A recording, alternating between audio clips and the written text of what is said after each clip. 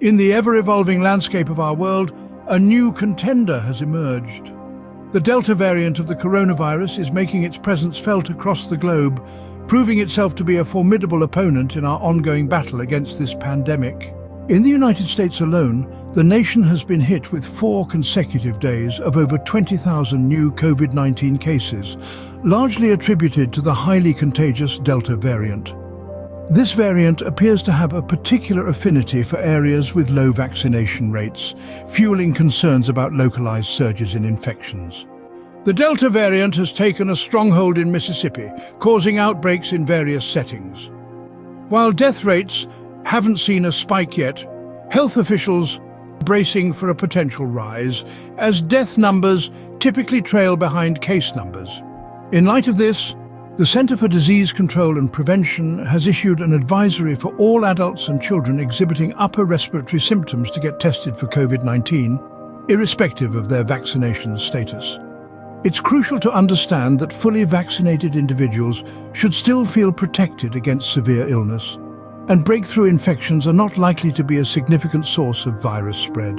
A pharmaceutical giant, Pfizer, is developing a third booster shot, but as always, it's advisable to follow CDC and FDA guidance. The current vaccines offer high protection against the Delta variant.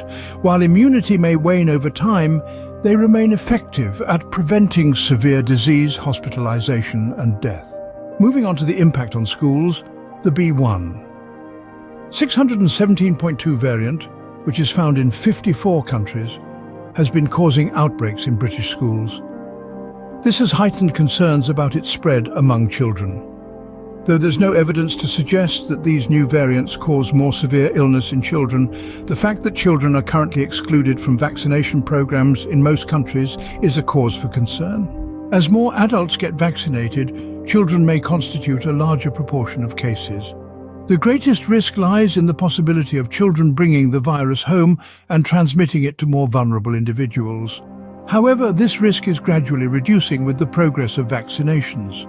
In summary, the new Delta variant of the coronavirus is a highly infectious strain that has prompted a surge in cases globally, particularly in areas with low vaccination rates.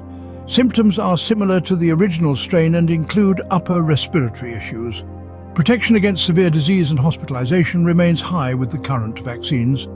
As the situation continues to evolve, it is crucial to stay informed, follow health guidelines, and most importantly, get vaccinated if you haven't already.